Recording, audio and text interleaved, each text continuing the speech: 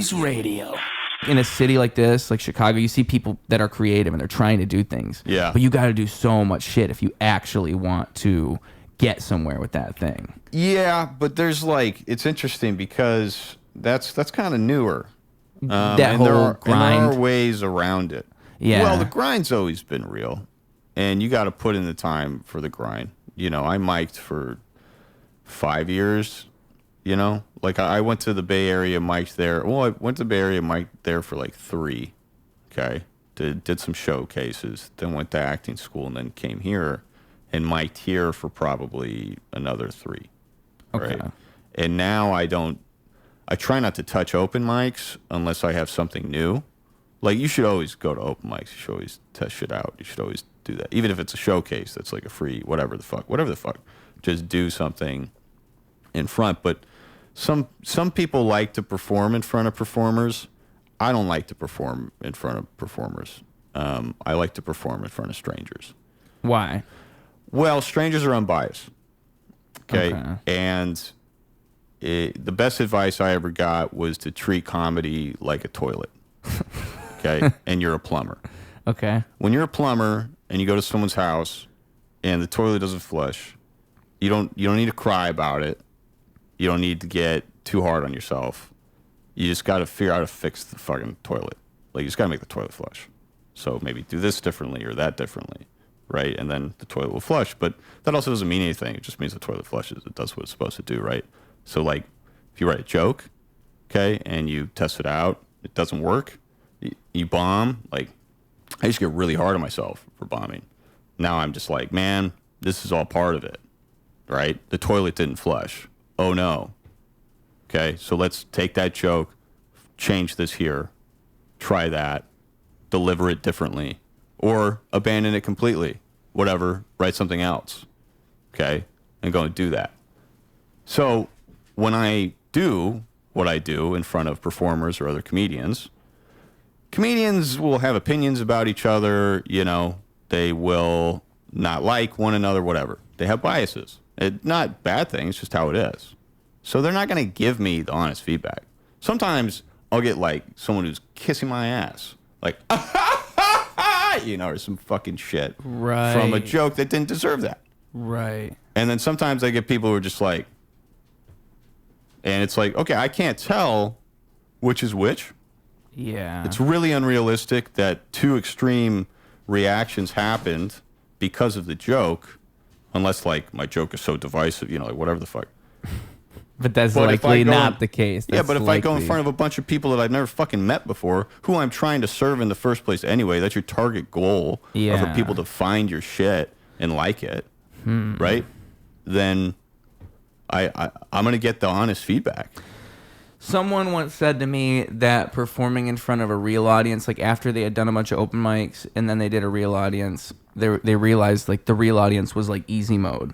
Really? Yeah, because these guys want to laugh. It's like they're all gassed up already. The real audience was, whereas like the performers are all. I mean, another thing it made me think of is when I was talking with Aaron Chase on here. He said that like I asked him what's like the real difference between a starting comic and then a seasoned comic, like 5 or 10 years, and his answer was that a seasoned comic doesn't take an open mic seriously, and I think like.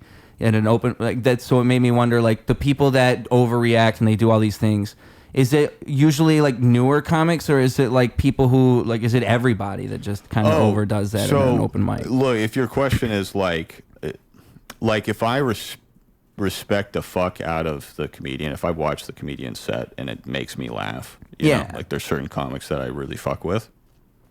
If I do my jokes in front of them and they find it funny, usually that's the best opinion.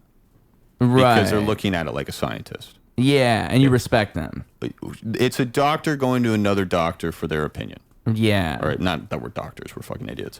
But and that's where the open mic would be best, is when if it was filled with those people. Yeah, sure, but exactly. It's not filled with those people because those people are trying to figure out how to get an audience, and the only way you're going to get an audience is by going out into the fucking world and performing in front of people that have never seen you before. Right, like an actual, the actual group of people the actual you're people trying that pay money and want your service.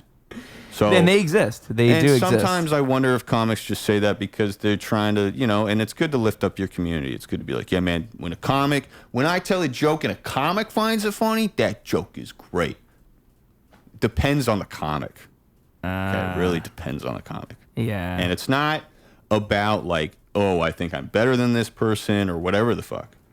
Well, there's just standards. There's levels to things. Like, I think it's also like where you want yourself to be. Like, I'll see people say things like, I don't even want to get booked right now. I just want to keep doing open mics and blah, blah, blah. Like, if that's where you're at, just do whatever, dude. Whatever. Do whatever you want to do. But if your goal is to, like, get somewhere, go up, like, I feel like you then need to start. Like, it's one of those things where I feel like one of the best pieces of life you could possibly have is to just listen to the people that you think are great. Like, if I look at someone, I think what they're doing is great, then immediately what I want to do is listen to anything they have to say, because it must be the way that they think that contributes to those things that they're doing that I respect so much. And it's kind of like, I think that's why podcasts are cool, honestly, because now we're at a point in time where you can see people talk for an extended period of time, people you would never hear from in any other context, and you can just hear them talk about shit. And that's a cool thing, to just learn how people think. Yeah, that part of it's cool. Yeah. The bad part about podcasts is like the people who have no expertise whatsoever, just fucking talking.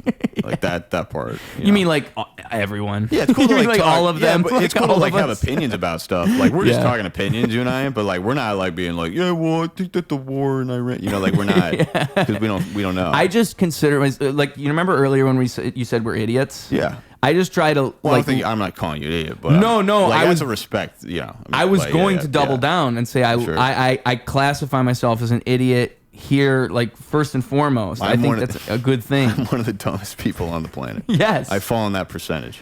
Well, I think, like, people will say that's like a defense thing, like, oh, you're just saying that as like a cop out. Like, no, I truly think I'm not smart. Yeah. And I think that all these things that you see me do that you might think are like an act of intelligence are like me somehow pulling something out of my ass. Right. I think my process is good. Yeah. I think when I like go to look at things, I try to look at them objectively.